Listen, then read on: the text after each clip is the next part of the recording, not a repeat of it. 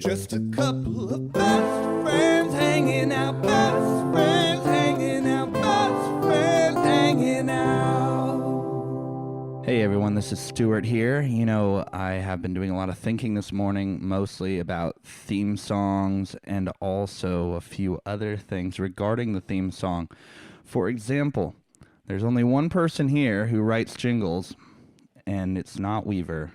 And I noticed when I listened to his I guess you'd call it a podcast, there was a certain jingle to begin his podcast. Now, if you want to name your podcast just a couple of best friends hanging out, you know, that's a disputed topic. I guess you already have two to my one. So, and you have sponsors too. So all this together kind of adds to your case for having the name just a couple of best friends hanging out, and that's fine. All I'm saying is give credit where credit is due. There's one man here who wrote the jingle, and I've now added it to the front of my podcast, just a couple of best friends hanging out, and it will be a mainstay. If you want to use it, you're going to have to give me some of that sponsor money because I'm still hunting down some sponsors, and I have a few lined up. They've been hitting me up, which is pretty awesome to have companies, big corporations, trying to headhunt you. First, I'm trying to work out a little deal with Blue Chew. I'm not sure if you guys are familiar with them, but they get your boner going. Cialis hit me up too. Hymns for Men hit me up. I'm not sure who they think my target audience is, but you guys could probably figure that out for yourselves. And then AARP just keeps sending me mail, trying to sponsor me. I'm telling them I'm simply too young for all that, but for whatever reason, they followed me even here to Concord. I have AARP mail all the way to Concord from Santa Barbara, from wherever I've lived in the past. They want me bad. So I'll have ongoing contract negotiations with Blue Chew, Cialis, Hymn for Men, and the AARP. So that's all going really well for me. Hopefully they can get me some money because your boy is living the musician lifestyle, and obviously the money is not as good as the insurance lifestyle. The quality of life is a lot better, but the actual income factor is not a lot better. Luckily, Amber just got a nice corporate gig in the tech industry in San Francisco, started her first day today. So that gives your boy a lot more time to do dumb shit like this in the morning. And also, hopefully, you know, she'll be the sugar mama bringing home the big bucks. All right. So obviously this is a fantasy football podcast, and your boy hasn't won a playoff game in 10 years. So how much do I really know about fantasy football? I can be debated. At least I know a few things. One, I know about drinking championships. Obviously, you guys have been completely lost without me in this drinking competition thing. The 2 seasons I haven't been there, it's been a complete disaster. So I think it's a little bit of correlation. Maybe not. Maybe. I think so. First of all, no, you guys, did you even say what you did? All I heard that Evan's awesome plan that he drew up was completely thrown out the window, which kind of sucks. Good on Evan for doing it, though. And bad on everyone else for just, one, not bringing ideas to the table, and then rattling about an awesome idea that was brought to the table. But that's kind of classic Frisbee Touchdown. We kind of do that. I know I'm definitely guilty of doing that. But you guys seem like you had an awesome draft time. Don't get me wrong. I wish I was there. I had a show, a 2-night stay in Groveland, which is kind of in the foothills of Yosemite, about 20 minutes away from the valley there. And we had a 2-night stay at the oldest saloon in California. It was established in 1848, according to the owner, even though officially it's 1852. But it's pretty cool. They used to, they were a convenience store for like prospectors and shit. And then they opened up barrels full of moonshine for those thirsty 49ers. And yeah, it was an awesome experience. Owner was awesome. He'd come upstairs and try to smoke us out way too heavy before the shows. And I definitely had to turn down that joint because I get lost in the middle of a song. I'm like, are we in the second chorus, third chorus? Oh shit, where are we? And then next thing you know, it's a disaster. But basically, we went super hard in the paint until about 3 a.m. dancing. The bars closed, but they loved us, so they like smoked us out in the bar. They freaking were pouring us shots of Jameson all night. Went to bed at 3 and then woke up at 8 a.m. And just packed up and left. Luckily, Amber drove because your boy obviously was dead. I mean, I was so dead I had McDonald's, and that never happens. Finally got home. Weaver, shout out to Weaver, my hero of the draft. Freaking calling me, making sure that I was smoothly connected until I could actually get to my computer. I apologize for being a little late, but that was just an awesome show of friendship. And this is why I'm, not going to the courts immediately regarding our trademark dispute. However, I will send a cease and desist letter to you. You should be getting that in the mail soon. So keep checking. Shout out to Max also for hooking me up with some MeUndies. I highly recommend you go to Max for some MeUndies. He's talking about sponsoring me on this podcast as well. So MeUndies could be in the works, and maybe we could all get some matching ones. We don't have to show each other all the time, but it would be nice to have matching underwear, and at least we know that we're all on the same team, So yeah, during the draft, I shotgunned 3 beers, probably the reason for the, some of my later picks, they were pure trash. But basically, I'm not going to try to go do a full hour like Weaver. I'm going to try to keep this pretty short and sweet, about 30 minutes, and then I'm going to upload it on YouTube and have a little channel that maybe I can share with Weaver, and we can just upload to YouTube.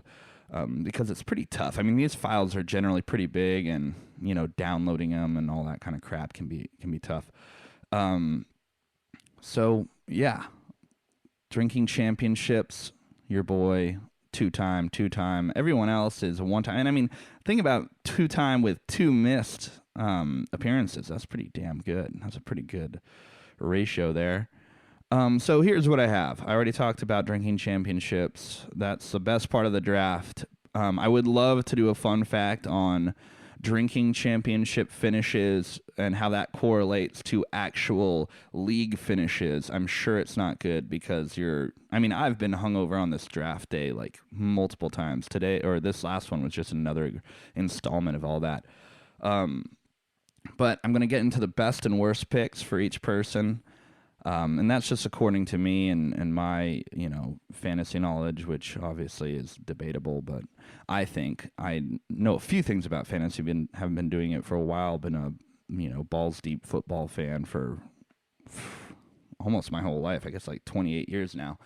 And then I'm just going to kind of rank our favorite actual NFL teams and talk about them a little bit, because I think it's always fun to talk about actual NFL when we're in this fantasy season. We don't talk about the real NFL enough. So I'm going to do that. And it turns out we only like 6 teams between the 12 of us. So it'll be nice and quick. But anyway, let me get right into it. Best and worst picks.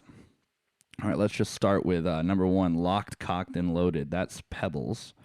I'm not sure what the Trump thing is or the correlation with the Trump thing, but you do you, boo. Best and worst picks. I have Old Pebbles, locked, cocked, and loaded. His best one, in my humble opinion, is Miles Sanders.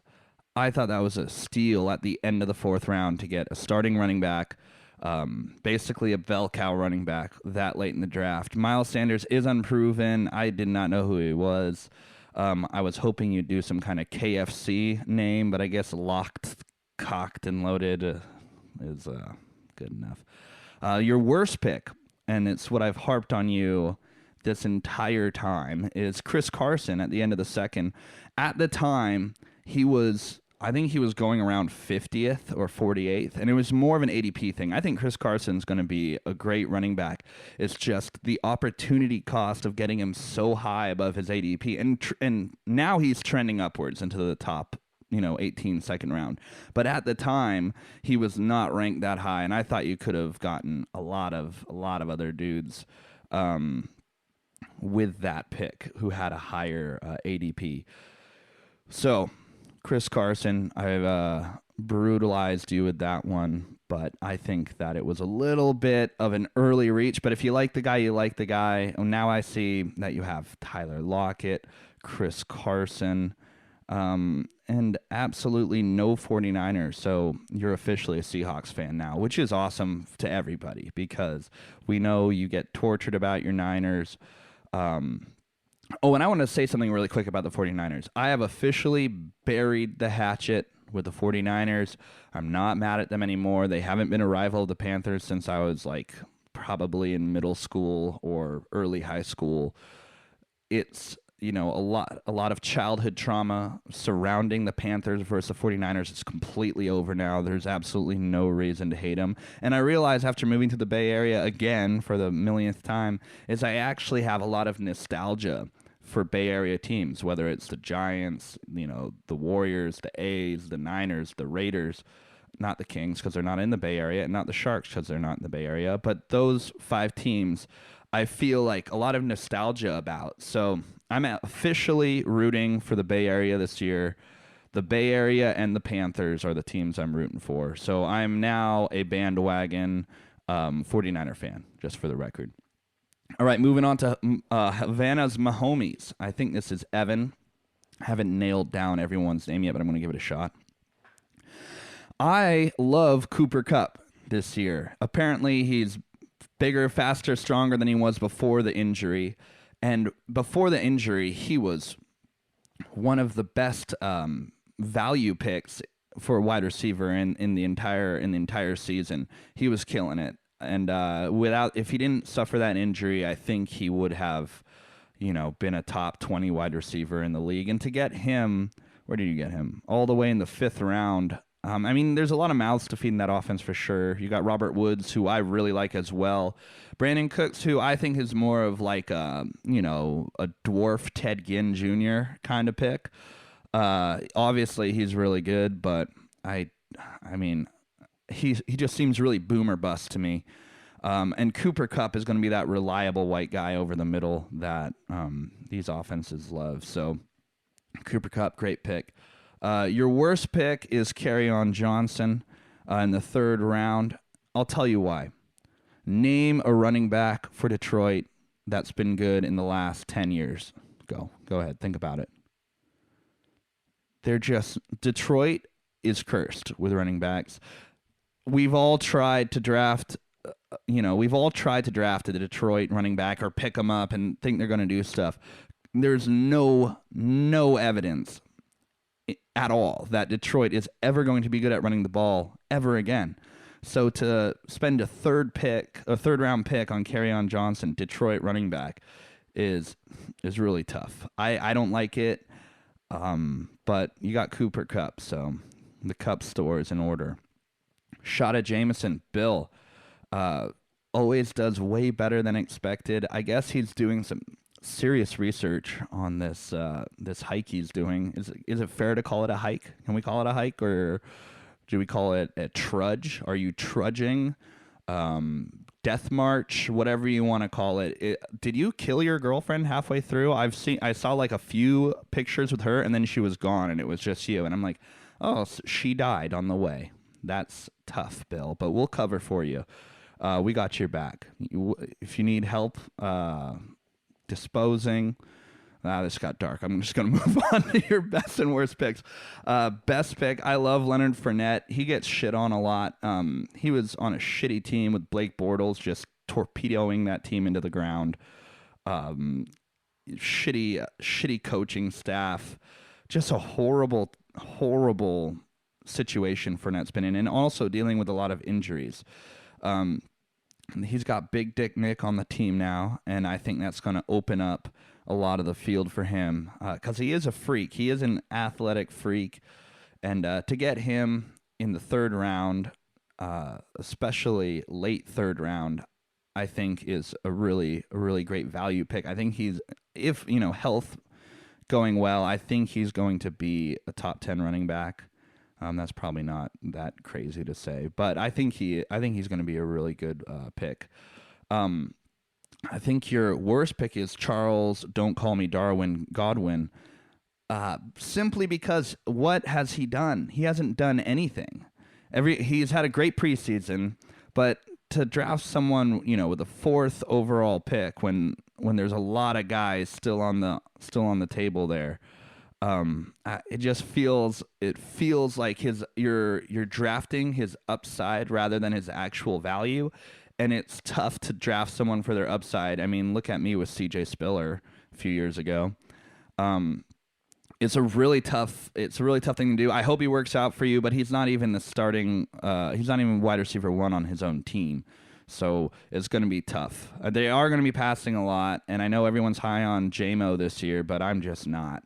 I think they suck. I think he sucks, and I think Tampa Bay sucks. So Charles, don't call me Darwin Godwin. Tough pick, but I hope it works out for you, buddy. Bagheera's buddies, best pick, Jamison Crowder. Love that. He's going to be in the slot over the middle. I think he's going to be one of those guys who, it's kind of an afterthought, but when you actually see his production, it's going to be really impressive. I think, especially for an 11th round pick, 124th overall, I think he's going to give up like wide receiver 3 numbers, especially PPR. I think he's going to grab a lot of receptions. I think that team in general is going to be passing a lot. And I listened to this stat on this other podcast, and they were talking about like players who, threw X amount of interceptions with X amount of passing attempts in their rookie year. And it was like Sam Darnold, Peyton Manning, Andrew Luck, Cam Newton, and one other guy. So basically they're saying like, if these guys are just testing the water in their rookie year, throwing a lot of interceptions and, and throwing a lot of passing attempts, that's a good indicator that they'll improve and have really great, second years and careers down the line. So I really enjoyed that pick there. Let's see. What was your worst pick? Obviously the worst pick was Dion Lewis, and that's simply because I hate him. I hate Dion Lewis because I drafted him when he had a torn ACL, and I'm never going to forgive him for it, and he's going to suck for you because he's always sucked. Kaimi, maybe. I think this is Sean, right? Sean? One of my favorite posters on the GroupMe with his sardonic sense of humor, but I was dying when Weaver was like, you're going to have to agree with someone eventually. Are you ever going to get married, bro? No, he's not going to get married. He is going to stay. He's probably going to be one of those like wealthy playboys. I picture him just hanging out in probably that house that we all stayed in for the Sharks game that one time, walking around in nothing but a robe, dick to the floor, just doing his thing, probably calling an Uber for someone that he doesn't want to see in the morning. It'll be like when Tony Stark sleeps with that reporter in the first Iron Man, and Pepper Potts comes out and she says, he makes me take out the trash sometimes. That's what your personal assistant will say to whatever poor girl you had in your room the night before. Sound about right? Good. Your best pick was also your most homer pick, and that was Juju Smith-Schuster. I think he's just going to go off this year big time. I think he's going to be wide receiver 1 type value, first round type value, and you got him midway through the second. So I love the pick. I think he's going to really work out for you. And your worst one was Anthony Miller. I thought it was a tough 9th round pick on a second-year player who didn't really do shit except have a great touchdown ratio. But a touchdown ratio is not really a great indicator for future fantasy performance.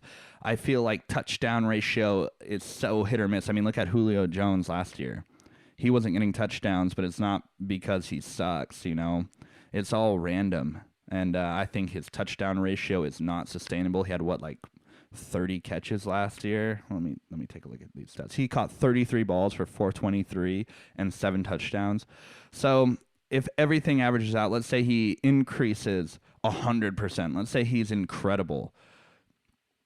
I still don't think he gets 7 touchdowns. He might get, 60 receptions for 700 yards, but that's going to be so hit or miss every single week. And there's a lot of value still on the board with that 9th overall pick.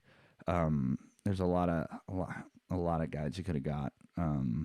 But hey, he could work out. I just don't think Trubisky is really that good of a passer even. I think the Bears wide receivers have always been kind of sketchy. Alshon Jeffrey was even sketchy when he was on that team. Anyway, I thought it could have been better. Man, I should start with the worst and end with the positive. This is sounding so negative. Every single time I come off of a guy, I'm like, oh, God, and I feel like I just shit the bed on him.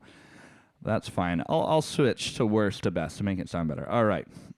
Bacon. Tucker him out. Yeah.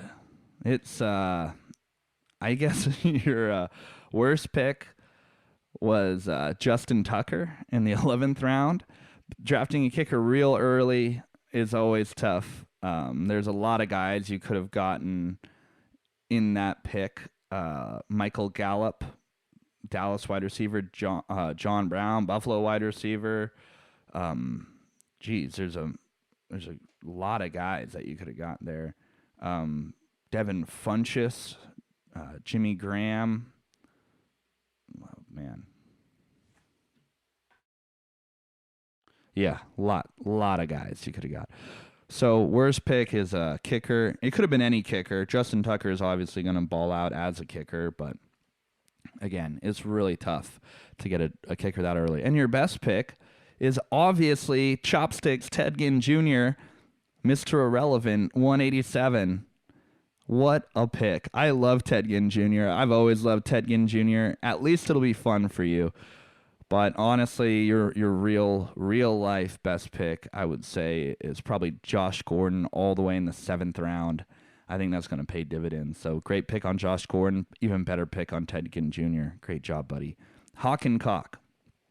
Oh, Bradley. This one's really great. Yeah. First of all, I don't understand this Hawk and Cock inside joke. It probably should make the draft party in order for it to happen. But here we go. Hawk and Cock. So why did we draft Hawkinson with the 103rd overall pick, 9th round? I guess he's supposed to be a stud. He's a rookie. He's not even number 1 on the depth chart right now, and you drafted him as your only tight end. You don't even have another tight end. So let's hope that works out. I don't think it is, though. I think you're going to get probably a lot of zeros from your boy Hawkinson, and then you doubled down and named your team after him.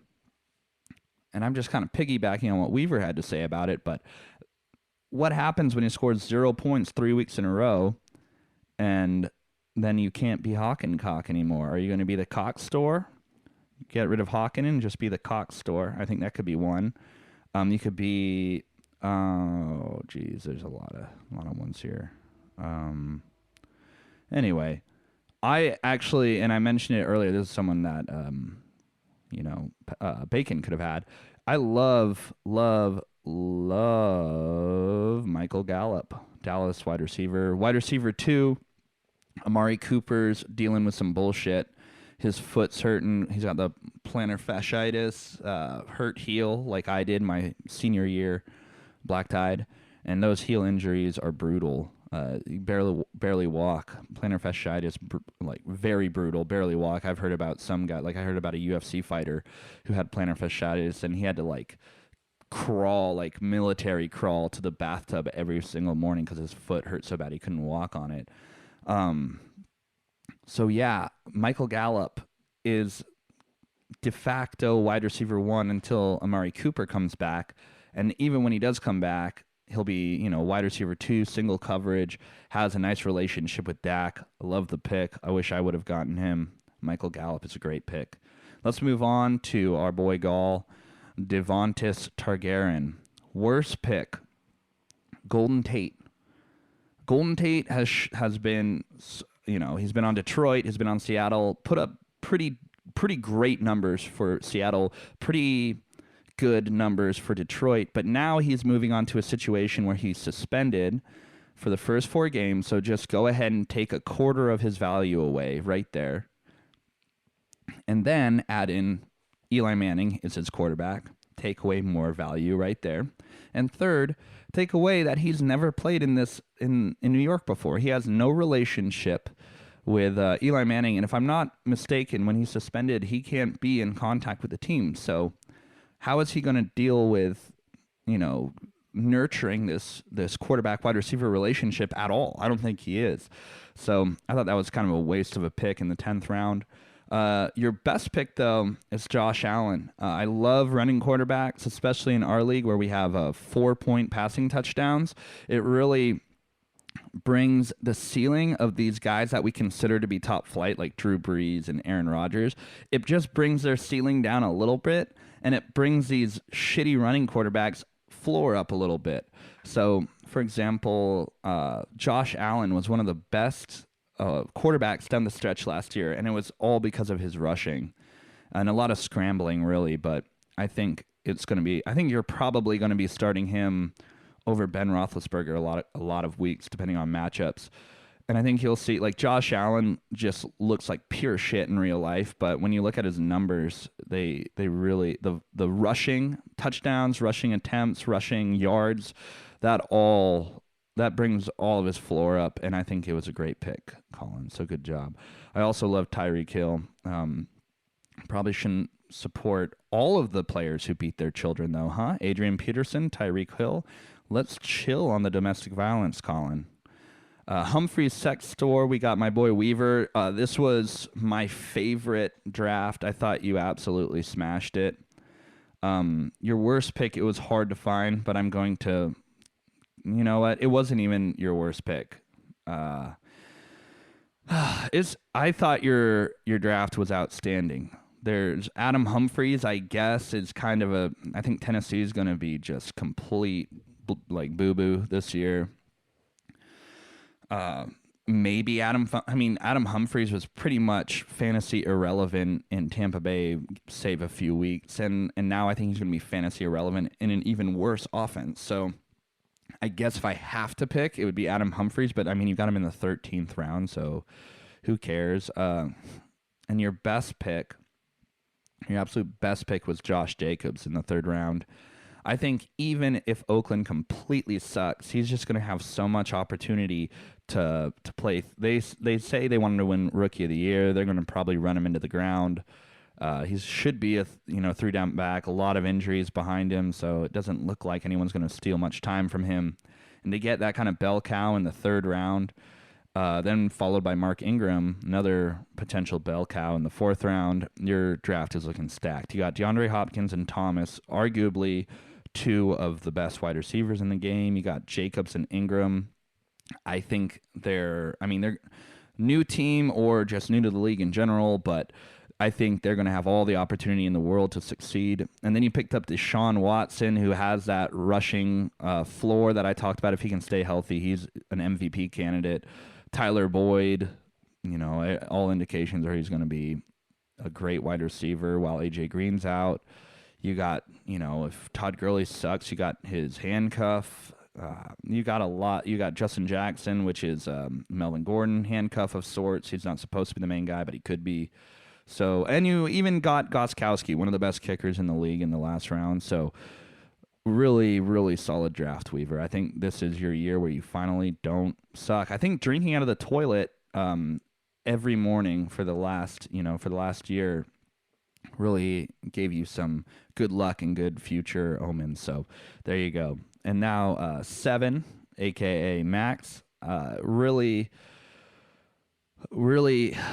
you were going out and kind of swinging for the fences on a lot of these. DJ Moore is one of those guys where I'm like, ugh, I just don't know if he's a great route runner, great athlete. He has great run after the catch ability, great hands, but in terms of route running, it's going to be hard for him to gain separation as a wide receiver 1. Facing the best corner the other team has to offer all day, and then maybe even getting a little bit over the top. I think Curtis Samuel is a better value in this area, because he'll go a few rounds later. But DJ Moore is a tough pick. I don't think he's going to be that great for warranting a 5th round pick. But your actual worst that I'm going to go with is Russell Wilson. I think Russell Wilson, he doesn't really run anymore, so that rushing floor isn't there. He's one Tyler Lockett injury away from who knows who he's throwing to. Chris Carson is supposed to be running the shit out of the ball. I just think that, I mean, Russell Wilson's a great scrambler, but did he even have a rushing touchdown last year? I know he had some like really, let's look at just his rushing numbers last year. Okay. Rushing 2018, 376 yards, 0 touchdowns. He hasn't had more than 3 touchdowns in his last 4 seasons. He had 1 rushing touchdown in 15, 1 in 16, 3 in 17, and then 0. So this whole idea that Russell Wilson's a great rushing quarterback, a little overstated. 2014, he ran for almost 1,000 yards. He ran for 850 and 6 touchdowns. So I think we have that season in our mind about Russell Wilson. But let's look at his passing. I mean, 3,500 yards, 35 touchdowns. Obviously, that 35 touchdowns is looking pretty good. But I just don't know if they're going to have that same kind of a passing attack this year. So I think he'll probably settle into more of his average around like 27 passing touchdowns, 28 passing touchdowns. Might have a few more rushing touchdowns, but I think Russell Wilson is a tough pick in the 10th round for a quarterback. And that brings it to myself, Kyler, barely newer. I think my best pick was Julio Jones in the second. I was shocked that Julio Jones fell to the second round. He's one of the best wide receivers in the league. Gets a lot of target volume. His lack of touchdowns kind of scared people off. But again, I don't think that's necessarily an indicator of fantasy value. I think it's really random who gets the touchdowns in fantasy. And I think it's better to look at targets and yards per game, that kind of stuff, receptions per game. So Julio Jones in the second round paired with Odell Beckham Jr., I think they're just both going to have massive years. And they're going to be two fun players for me to have. My absolute worst pick, and I had a few of them, was probably Jordan Howard in the 8th round. I don't know why I picked Jordan Howard. Fool me once, shame on you. Fool me twice, shame on me. I think I had Jordan Howard a few times in a few leagues, and he's just never been good, and he's not going to be good this year. He's going to suck. He's going to get 4 or 5 points a game, maybe get a vultured touchdown every now and again. I had a couple bad picks. But I was a little sketched out about Alshon Jeffrey too, but I'm hoping it works out because he's my wide receiver 3. Latavius Murray, I'm hoping he gets that, obviously everyone wants him to have that Mark Ingram role. I think he could. I hope he could. I think they're going to they're going to be a Super Bowl contender, and I think they want to keep Kamara in a little bit of bubble wrap this year, so I don't think they're going to run him to death. I'm hoping Latavius Murray gets a lot of yardage, a lot of time. And then finally we have my boy Scott, who's not going to listen to this. Carry on my wayward son. You don't have Carry-On Johnson, buddy.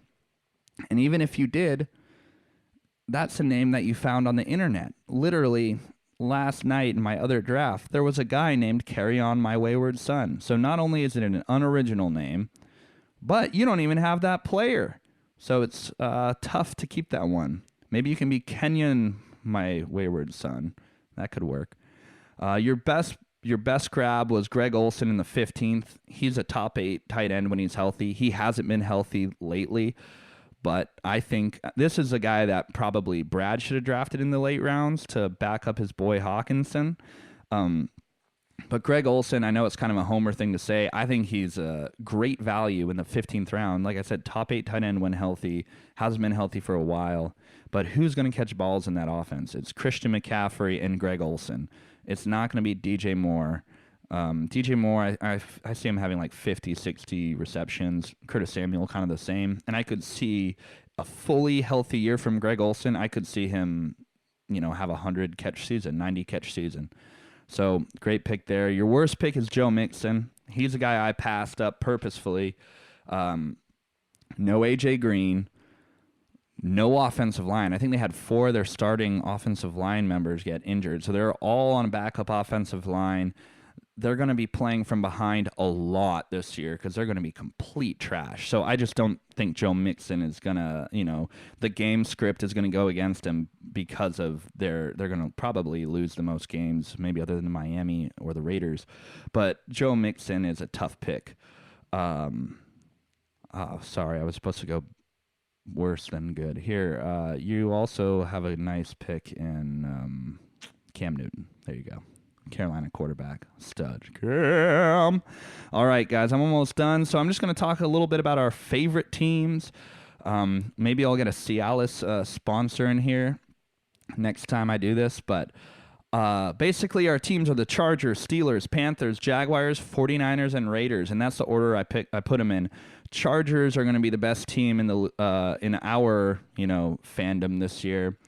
I could see the Steelers being better, but I think the Chargers have all the makings. They've had a few injuries, but Phillip Rivers is a stud. They've got great wide receivers. They've got an opportunistic defense. I think they're going to be maybe a little bit worse than last year, but I think they're finally going to put it all together, make the playoffs. Probably not win the division, but probably win a wild card game and get into the divisional round.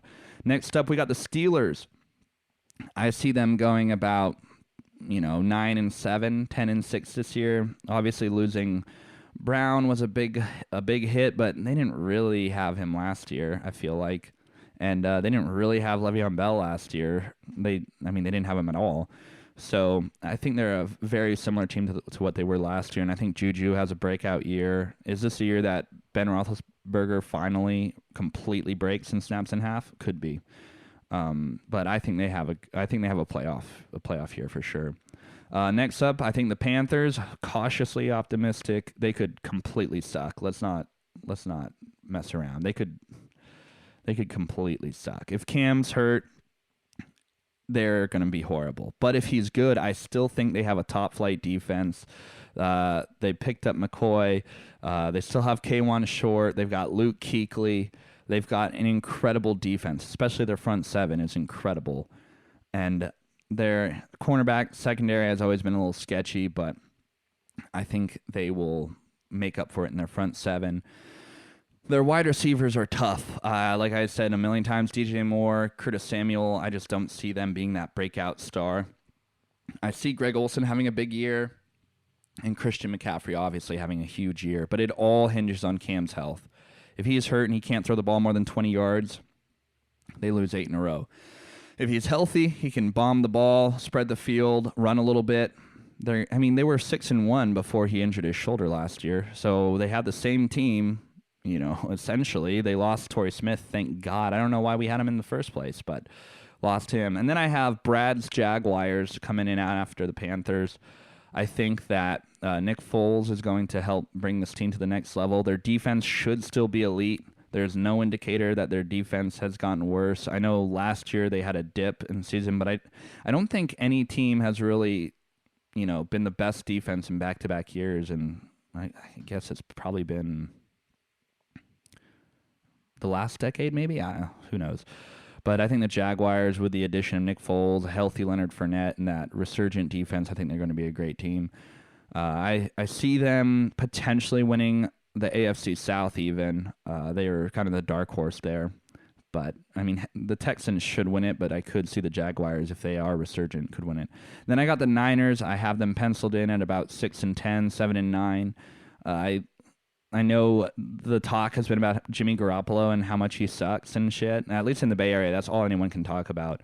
And I think it's entirely too early to write him off. He had a great performance the third preseason game. He has a lot of unproven receivers, but a lot of speedy talent. We'll see who becomes that running back in the offense. I think it's going to be Breida probably sharing the load on third down. But I think the Niners could potentially be 7-9, 8-8. I think is their ceiling. they're not going to win the division. They're probably not going to make the playoffs. But if there's positive progress, you know, they could find out that Garoppolo's their guy, or they could find out that he's not their guy. And then finally have the Raiders, complete dumpster fire. Antonio Brown's foot, his helmet, there's just always something wrong with him. I think he's going to have a big step back here. I could see him having like that Randy Moss on the Raiders type of year. You know, not even 1,000 yards, definitely not double-digit touchdowns, probably career low in every category from targets to receptions to everything. I really like Josh Jacobs, though. I think he's going to be killer, and I think it's going to be a tough year for the Raiders. I see 4 wins for them, and another high draft pick. And is there any indication that Gruden is even a good head coach still? I don't know if there's any. Anyway, that pretty much does it for me. Just a couple of best friends hanging out, episode 1 podcast. I'd like to shout out to Weaver for inspiring me to do this. And on top of that, I'd like to thank Max for the MeUndies. I'd like to thank Colin for being a good dude. And I'd like to thank Bacon for drafting the team that he did. All right, everyone.